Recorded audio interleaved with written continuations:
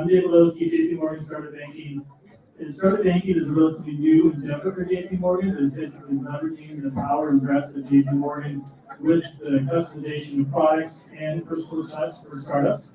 Our job is to advance the founders' companies and help them scale, hopefully be the one bank you need from inception to exit. And we're here to help you and help you grow. Show of hands to the audience. Who here is a founder of a startup? Raise your hand. Fantastic. Who has raised money before? A little smaller. Who's looking for money? Fantastic. Well, we've got people here for you. Our panelists, which I'm going to do a little more introduction, are Gary Benitt, Gonzalez-Blanch, and Dilligan, and Hecht. We'll start with Gary. Gary's managing partner of Social Leverage and the seasoned tech entrepreneur and operator with over 18 years of diverse management experience in the internet communications sector.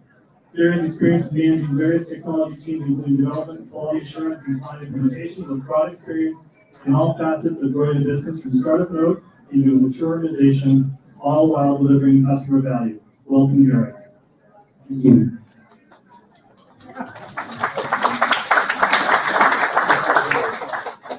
Marie is managing partner at Crescent, the state-of-the-art VC firm. Her passion lies in investing in founders who are on a mission to create a better world while also achieving strong financial returns.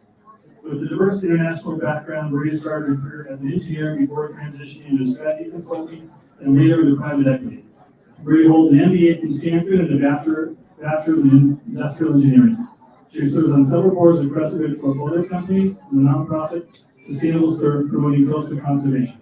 Originally from Spain, Maria is the mother of two, a health and fitness enthusiast, and an avid surfer. Welcome, Maria.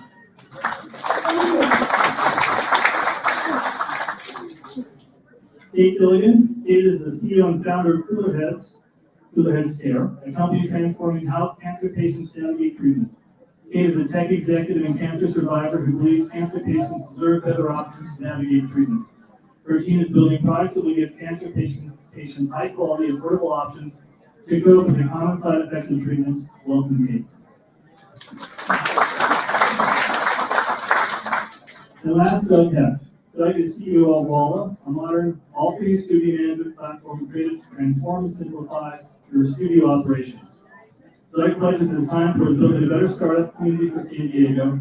He's an active angel investor with a stake in more than 30 startups, an advisor for seed-stage companies, and is mentored at Qualcomm Robotics Accelerator by Techstars, as well as UCSD programs. Welcome, Doug. And besides these wonderful panelists, we have some additional resources for you to avail yourselves to. There are tables outside, the AMA or Ask Me Anything tables. Please talk to them and understand their role in helping companies gain access to capital. We have equity folks as well as some venture debt providers. We have Andy White with Hecht Ventures. Is Andy in the room or is he outside? Right there, Andy. Look for him and ask him questions. Matt Ober with Social Leverage. Where's Matt? He might be outside. Sirhat Paula with Representing Youth Fund. He's with Cross Ocean Ventures. Sirhat, he might be outside as well. Patrick Von Scharmer with Altel Capital. He's a non-bank venture debt lender out there. Tyler Lay with JP Morgan. He's on the bank side, venture debt over there. He'll be that side later on. And also Brooke Solly with JPM. She's on the life science side. So if you have any life science questions, please access them. Welcome, everybody. Now let's get started. And David, by the way, we have seats up front. If anybody's looking to sit down. We do have seats up front. I went to like 12 instructed people to come in the back. There's 1, 2. Please come forward. Thank you very much. Good point. So just going to start off from the investor side with Doug and with Marie and Gary. Can you just kind of a brief overview of kind of your fund, check size, sector, how you invest, and how you can give us an overview of what you look for? Sure. So Social Leverage is a seed stage fund, which to us means that there's a product that we can play with DLC experience and some early signs of product being in market. It doesn't mean to have up to the right traction, but we want to know that the product is actually being used and loved, and that the founders are able to build the vision that they articulate to us. We invest primarily in enterprise SaaS, which is my background and expertise, and financial services. Those two areas account for probably 90% of what we do. Typical investment is somewhere between $1 million and $1.5 million. We want to own at least 10% of the company to start. We want to be partners in the growth story. We really want to help you from all aspects, from product to go-to-market, legal and financial, and all aspects of the business. We want to be our partners in that journey. Awesome, thanks. Maria? Hello, everyone. Crescent Reach is in our county. We're focused on health, consumer, and founders working on these problems. Our check size is anywhere between $400K and $2 million in total per company. We really like to work with founders that are very capital efficient. Ideally, they have reached $1 million in revenue, or invested in earlier companies and that. And yeah, I'm very excited to be here. Perfect. So to stick with you, Maria, so it's going to give you an overview of what's the funding environment like now relative to 2 or 3 years ago, and what challenges you've seen, and how is it different than it used to be the little more frothy 2021 era? Yeah, so I joined Crescent Reach really like crazy, right before the pandemic, and I've seen, before that, I worked in another industry, so I've seen a lot of different cycles. Right now it's very different. It's challenging. It's hard for founders and for funders alike. It's slow. There's a lot of companies that are really good at getting funded or getting rounds done, not at the best terms. But there's deals happening. We have a bunch of portfolio companies fundraising and raising capital, and just the bar has increased quite a bit. But yeah, it's a harder environment than 3 years ago. Like 3 years ago, you would see anybody like fundraising and with a crazy idea or a very good company, and now only the best companies are getting funded, and a lot of companies are getting doing purchase or there's all sort of things. So some of them are just deciding to go slower and reach profitability and not funders. But it's for sure different than industry. Perfect, thanks. How do you see things differently with SaaS? Is that different, more resilient, or the same as before, or more resilient? Yeah, I think Maria summed it up pretty well. This is a pretty tough environment for fundraising all around. The top 5% to 10% of companies will always get funded. The question is, what is 5 to 10%? And no single type, it's all relative, right? Like there's story to tell, and there's product, there's what you did previously, kind of the scale that you achieved. All of those things kind of are part of the story, not even where you are in your current company's evolution. On the VC side, I think what's changed is that at least kind of like the B stage, the C stage firms, Series B, Series C, it used to be in 2021, 22 that you were basically lose your jobs if you couldn't find deals to invest in. And now you're not going to lose your job if you don't invest, right? Like keeping your hands in your pocket is kind of the same thing to do.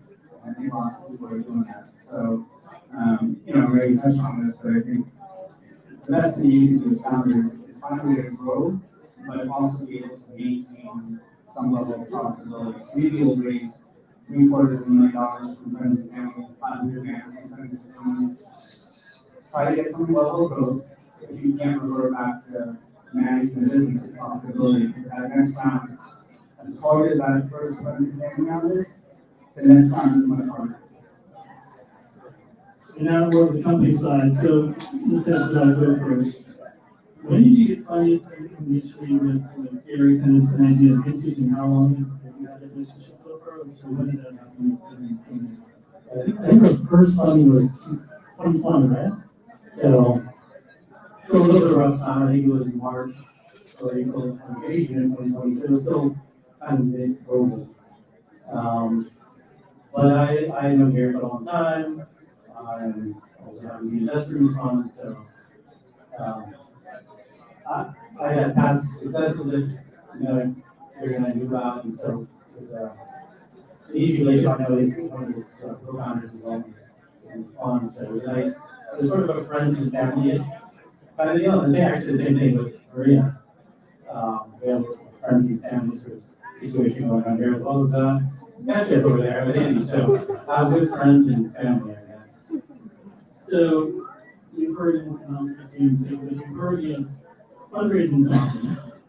We've heard not only is creative people. So kind of what was your, I know you kind of got the relationship, but what was your process in terms of choosing a lead, how many people you talk to, kind of walk us through your journey of finding the investor? Yeah, so we've now raised 19 million, so we've been through a couple of rounds now. And I think every round's a little different. Gary talked about his experience with PV and price software, that's our direction. And you have investors along the way that, at the beginning, as you're still figuring things out, that are giving you money and they're going to give you advice, but they're not true partners. I think, one thing about Gary, he's on our board, but I think as you decide who's going to invest in you, you want to know that relationship. If they're going to be on your board, you better like them, I think. Because they have a lot of influence over what you're going to do. And I think the way I use Gary and some of our other board members is really as a partner. I want to talk to them, get ideas from them, and bouncing off them. So I think it's really important as you grow to start thinking about that board. And certainly we have a lot of investors that I don't talk to at all. Tell them. But when they're on your board, you have to be very different. So kind of what's how many rough numbers, how many investors do you have, and how many investors are on the board? There are 3 investors, or 2 investors on the board. And we probably have 4 different firms, and then maybe another 10, 15 people of all, who I get people from new fund and not new fund. So just a collection of angels that I've just known over the years. But we really started with, again, Hecht and Crescent Ridge, social leverage as our base. Okay, kind of when did you first have your first successful raise? What vintage was that? And kind of walk us through your process, because you've been very local and very out there and very present, but it hasn't always been easy. I just know that from outside looking in. So kind of help, how do you decide, and how many people do you talk to along the way? I easily talk to hundreds, if not thousands. Because so what we do, we have a Benitt product that sells hospitals and that's clarified and Get it closer? Okay. So we have a hardware company where we're building a monster medical device that sells to hospitals and health systems. So I had to prove early on, because I am not an engineer by training, that I could get to key milestones that would really make this scalable. So I initially invested a chunk of my own money to really kind of work on technical feasibility. Then I did do the friends and family, raising roughly $500,000 to get to my first prototype. And then Crescent led our equity round last year, which was really for us to start scaling commercially.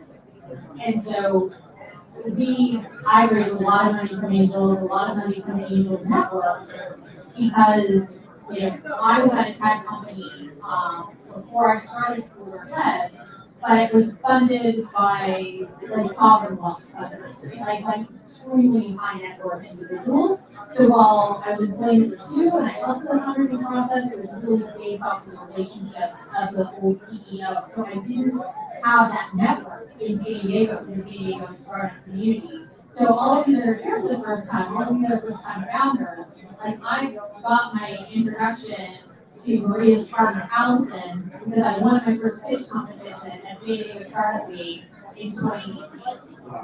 So really network, you got a network. So you raised a lot of angels, but then so with Crescent, were they the first investor in the board?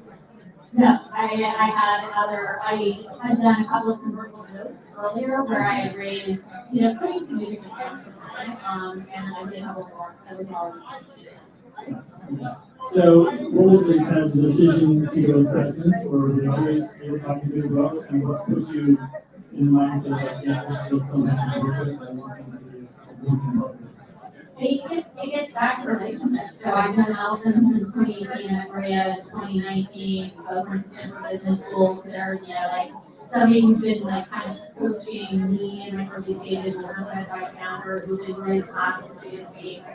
it really does get to, what you were saying about relationships and who do you trust and who do you know trust you. Yeah, not only is it good, you want the ones that, if you're gonna talk to money, let them be a resource and a partner. So kind of we talked about initial round and interventions to be part of the second one. So how do you look at follow on? How do you look at what are the metrics to look for on that? And what is that environment now?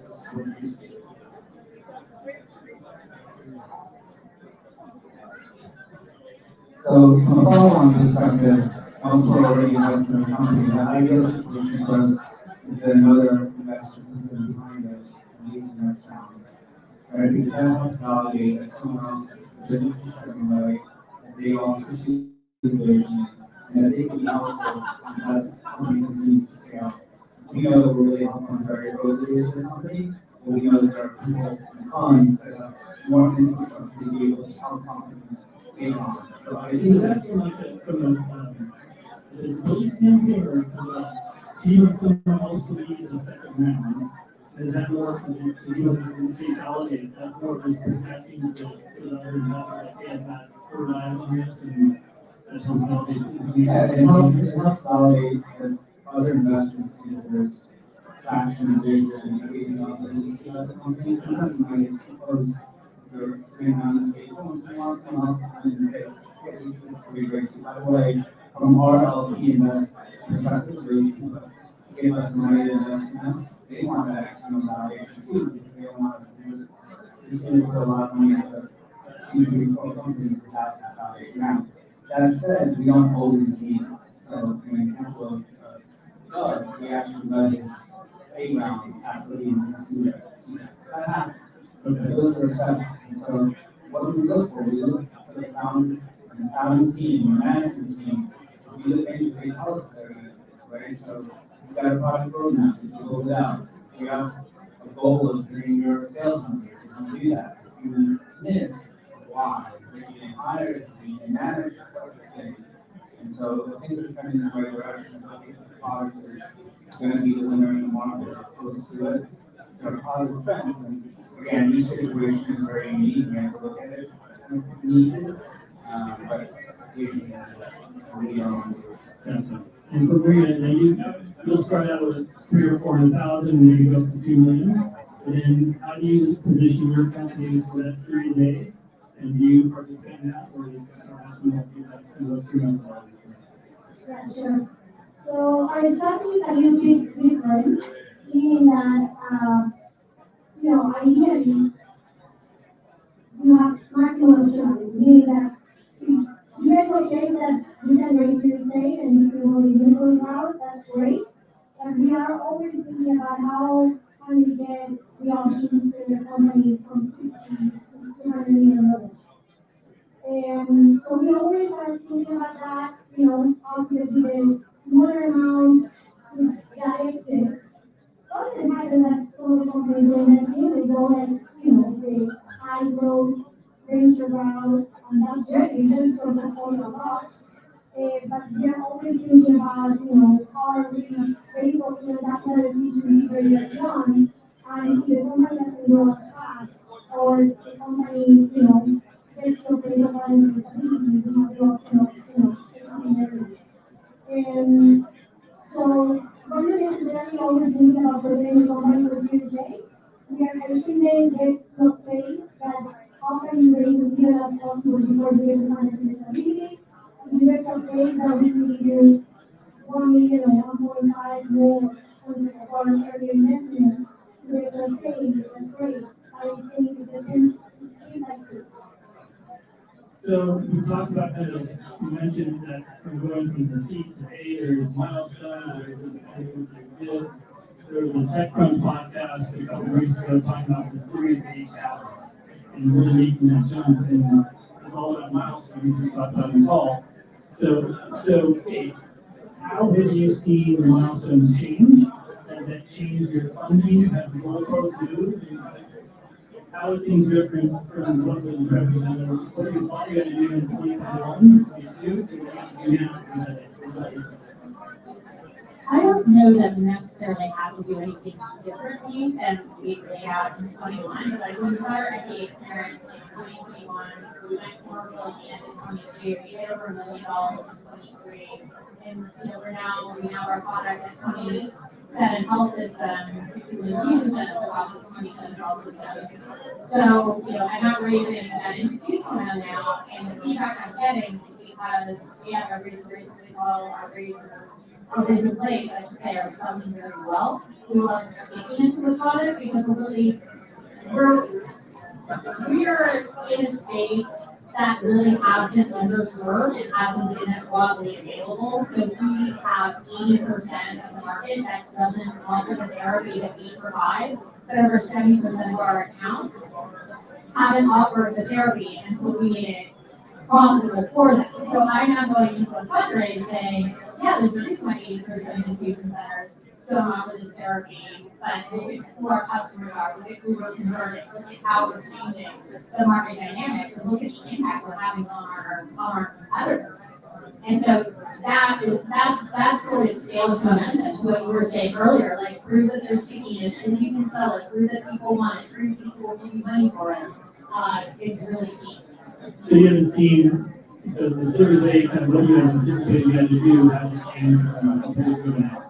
No, it was those funds that I talked to earlier, it was great because I now have a year or two experience working with them, just kind of keeping them updated, and then coming to them with updated customer lists. And be like, look at all these things that I told you I could accomplish, and I did. And so, I built a relationship with Marie and Allison from the earliest days, and now with a lot of these funds, doing all these networking events, showing up, talking to people, updating them on where we are. And I was on the phone with the fund on Friday where the partner just said that she was incredibly impressed. She's like, and so that's where you want to be able to go back to people when you're like, and look what I did. So talk about that because you mentioned some engagement.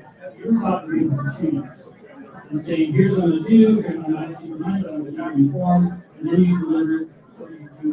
You did what you said you'd do. So kind of that to me is a key takeaway for entrepreneurs, like stay in touch with the conference network, nurture the network, and then it's times we've done what we said we're going to do, but it seems to raise money, and you had multiple conversations. So do you actively nurture that or kind of manage that process, or what is it like? I do, and I also intentionally, when I fundraise, I talk to funds that I know are later stage, so like, again, we were researching, we want to be great gross margins, I'm already talking to PE firms for our next round, and say, I know what's working for you. I just want to start building a relationship and talk. So yes, I have investor updates that I send out quarterly and semi-annually. I'll do a different update, which I kind of do with stakeholders, which are kind of later stage investors, where here's some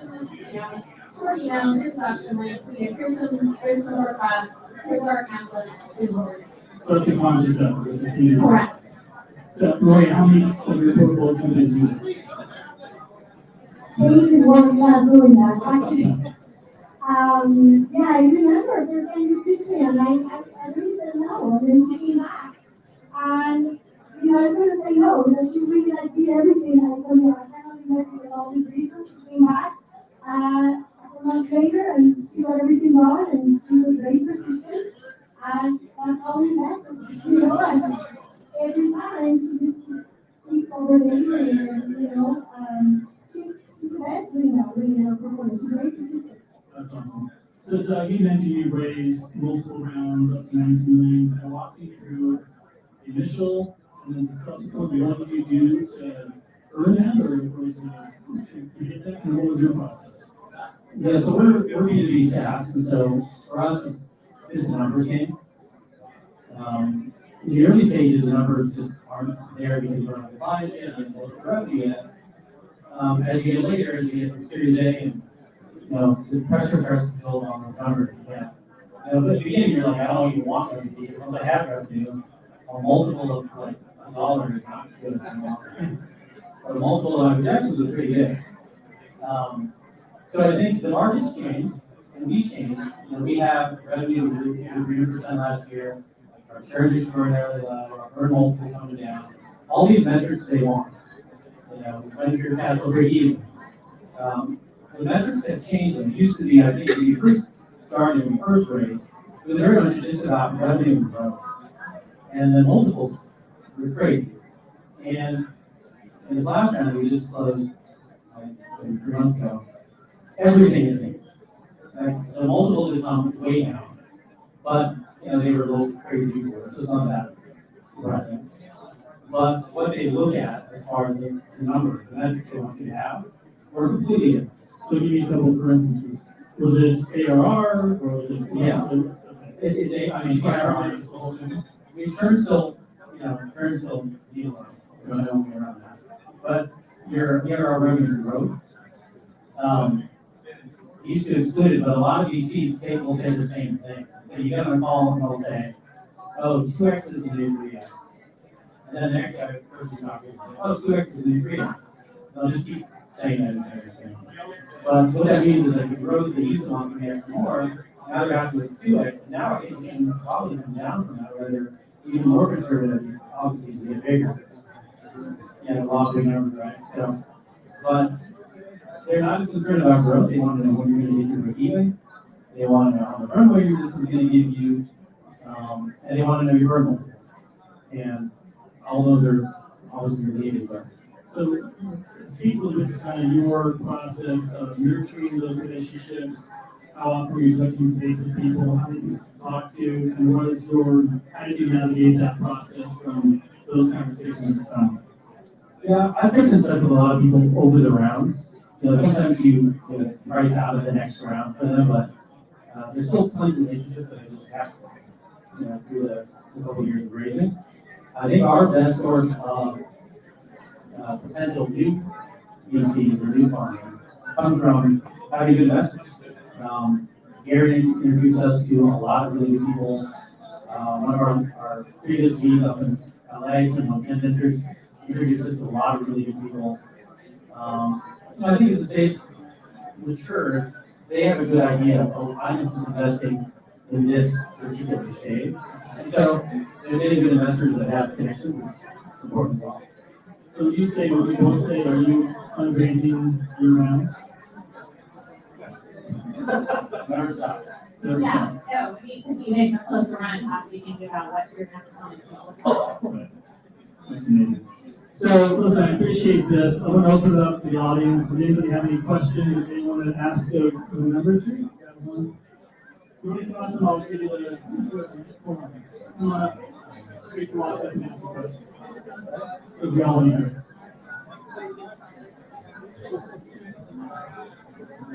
Alright, this question probably for both Maria. I would like to know about your thoughts on the advantage and disadvantage to be far away from the Silicon Valley ecosystem. And I would love to hear more about your strategy in terms of HR retention. My name is Kevin. I'm working on a master's degree here at UCSD.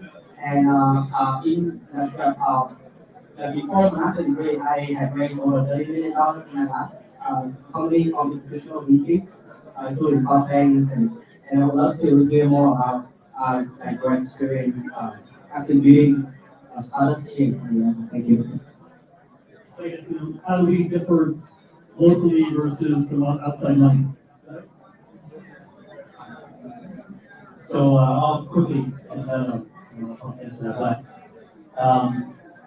I don't know. I think the city was very tight-knit community. A lot of people here know each other, and there's a lot of events. Keep tight. I think Silicon Valley is it's competitive in a different way. I think there's a lot of sameness. I think here, I think we're still figuring it out, and so they're going to be more open to connections in the community in general. But I don't know that I would say there's any advantages. We have investors from Silicon Valley who are from LA. LA is actually doing really good one to talk about in San Diego. But LA is doing a really good job with this community. So yeah, talent's an interesting one when you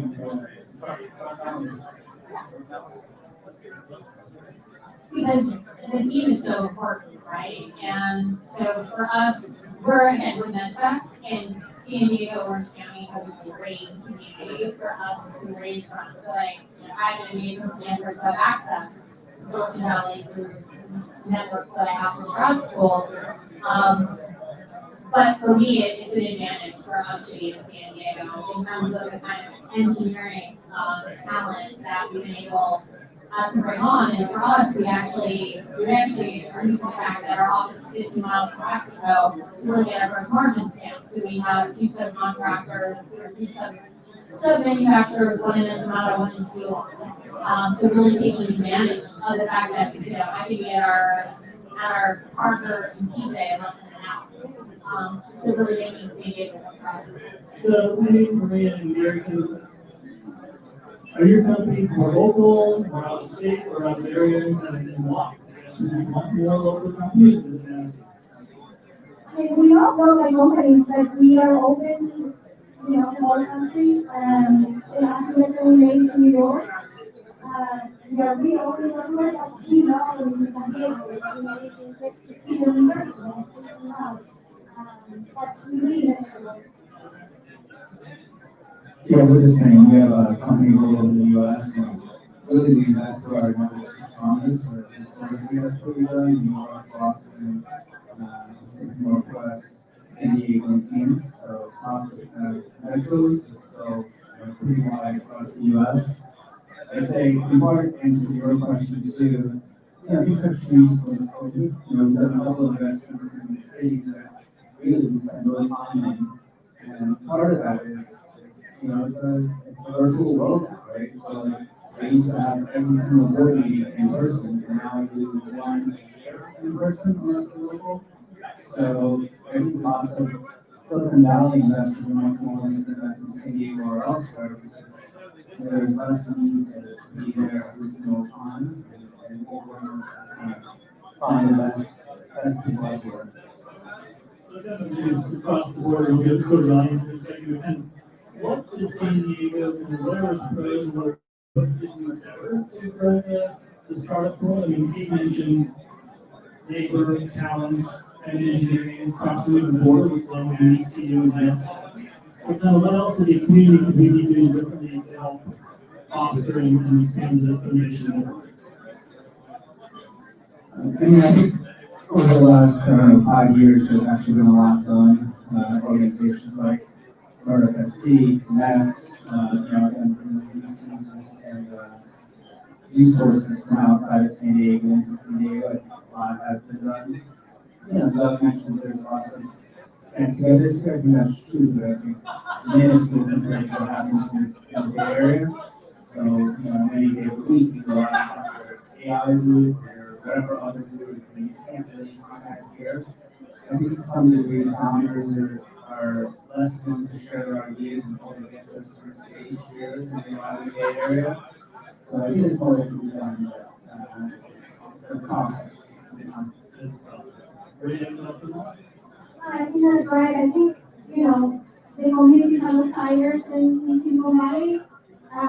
There's some expertise of industries here, right, including biotech and tech. I also, there's like a lot of communities and people doing a lot of things. I mean, I'm going to start to me and connect to like people like, and the confession, they put together these AI meetings, and there's a lot going on. I really like about this community that is, the early stage founders are very scrappy. If you go to Silicon Valley and have like breakfast with somebody, you can come up with, 500% or whatever, right? And there's not as much capital, and you get a lot of founders being involved with this, which in the long run is really good. I think maybe it's painful in the beginning, but then you get a lot of really good companies coming out of San Diego and having funds from outside of San Diego and hosting those founders because they have very good foundation. Anybody else to the audience, another question? Hi, Kyle, thank you all. Maybe this question is more for Maria, because it's on the consumer side, but we talked about stickiness and growth. If we got eyeballs and stickiness but no revenue, where, I think, Palm has these type platforms, where in the kind of the funding cycle would that fall for somebody like Crescent? Well, would you tell somebody to go back and do friends and family continue to grow it before you come back and ask for?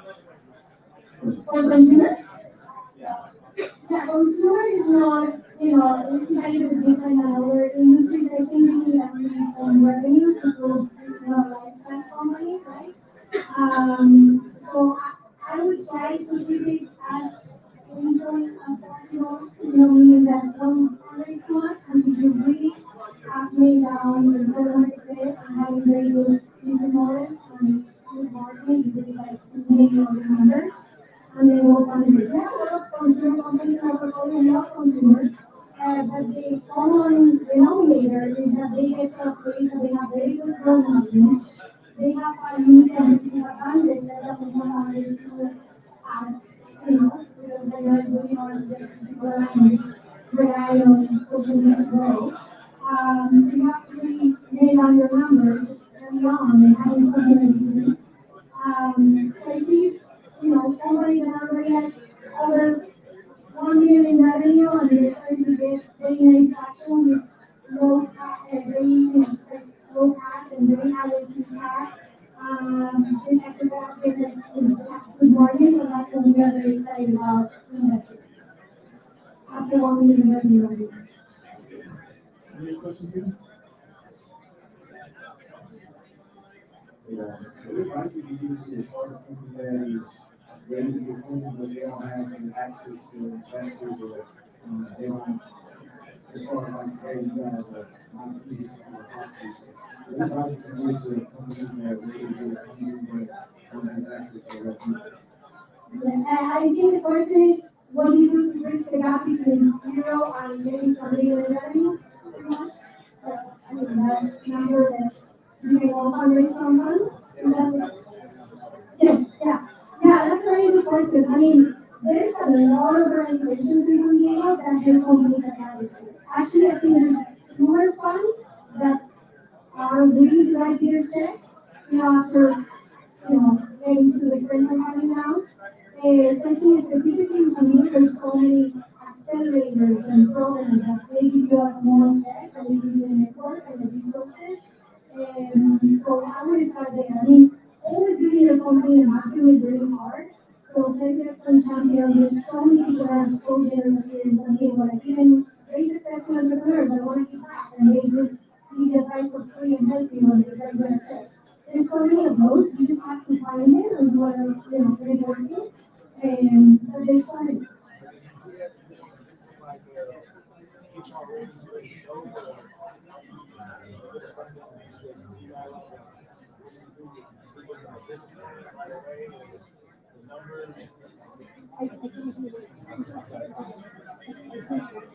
Yeah, I think it's tricky if you don't have a network, right? But finding a network is always as nice as finding a moderator or an organizer who's a person you want to connect to and try to get in that one.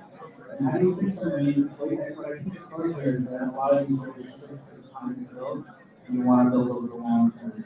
When I get a pitch, I want to know where you are today. I want to see that, I don't need all the numbers. I want to know what product you love, what are you looking for, what do you see as a market opportunity, right? So some thought goes into it, but I might need to develop that relationship with you over 3-6 months to get my end, right? So it's not like today, it's what you continue to come up with over that period of time. So I didn't have a network when I started this company, especially, and I was working in a totally different area of tech. So figure out in your sector, like what are the programs, the other things, like I joined like the med device focus things where I would really start meeting with people. Another guerrilla tactic is looking at like once you understand who your investor profile is, look at who the portfolio companies are, take those CEOs up on LinkedIn. It's work. And you have, as founders that are funded, know what it's like to try to figure that out. And maybe it'll give you a 15-minute call, maybe it'll be like, I don't really have to make this intro for you, but it's getting intros from other founders and other investors that are really great. I like that girl tactic. That's nice. Question. We have 3 more. I'm going to go here, here, and there, and then we'll leave it up to you to track it down afterwards. Let's start here. So I'll get to you in a second. Thank you guys for your time. My name is Christian Manzo. This is automatically implement AI solutions and automations.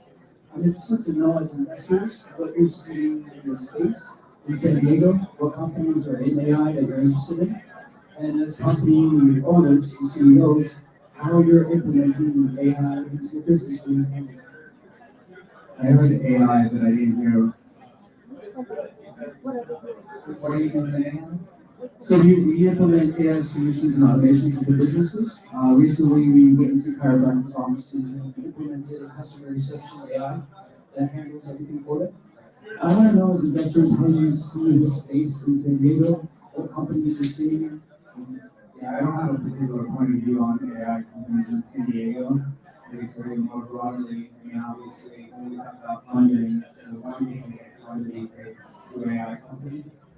I think now that in LLM, if you're looking at AI products on top of a different industry, I think it's a challenge. You have to really think about the incumbents. So, on the customer service side, the Zendesk on Intercom, one of those companies has distribution and they have data. And so the startup, if you're building a product that's like 20% better, and one of those guys will eventually get to something, it's not 20x, 100x better than what you can see.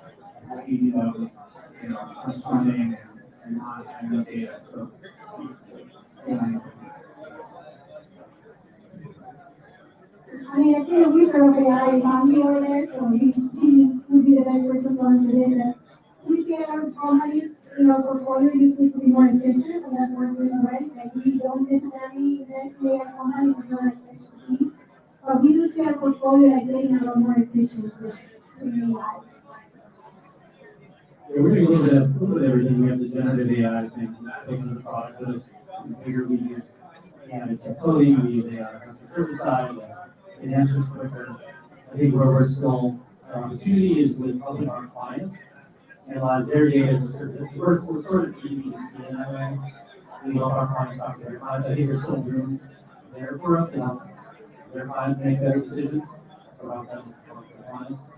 But yeah, as Gary said, we use it on the support and they have integration. So we're using all the available, coding things we have there. Nothing, I wouldn't say anything has been hopefully earth shattering for us yet. It's not really a big part of our business, the business operations side. Perfect. Okay, one more. Two more. Thank you, everyone. So, just a basic question. So, if someone moved recently to San Diego and has like long experience in startup, probably has no connections here, is it possible to start like your career as a co-founder, or no? You just like have to start like as an employee and then like take that out? I mean, I would say you absolutely start as a co-founder. I think you have to, the areas don't have the same quantity of things something else. We have plenty of events. It is a very tight system. People know each other. And I think one thing about the community that's getting better is I think a community needs generations. You need a community to win and stay here. Unfortunately, we lose some good ones like, Cody from Ellen Festival, Dallas, whatever. But, there are a lot of founders here who stay here. And they're going to reinvest money in the ecosystem, and they may start another, at least my group companies can start with something. So, at any moment in time, hopefully this will be a force someday after the huge accident happens. But, yeah, there's always opportunities to get out. That's a pretty common model for seed funds, is as you have founders and exit, they come back and their LPs and funds and they're kind of domain expertise and they help out the investments and so you have to recycle their capital, which I think is the goal. We're kind of getting there, but not quite there. So we have time for one more question up here. Hey, my name is Kamal. I wanted to ask how you all go about navigating the question of operates amongst boards.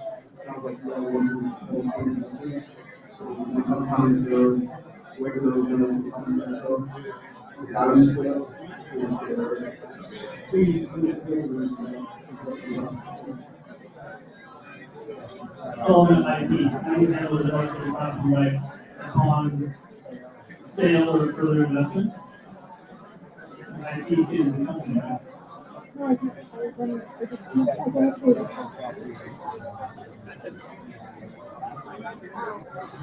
So for me, I'm a software investor, and intellectual rights and patents are part of the legal system, but it's really an operating account. And you have as many patents as you want, but as long as you use software, it doesn't matter.